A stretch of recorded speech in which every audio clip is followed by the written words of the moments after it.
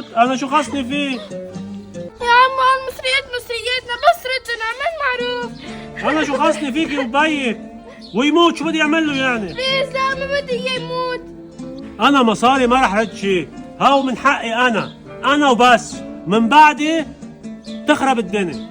ليكي بدي لك شغله، انا تدينت من بيك هاو المصريات لافتح فيهم مشروع، وانا قلت له ما فيني رد لك اياه الا بعد سنه. بس هو انا بالمستشفى ورح يموت، بحاجه لكل فلس، اعمل معروف. يلا روحي من هون، روحي من هون، روحي نقطي رزقك غير عندي هون، يلا.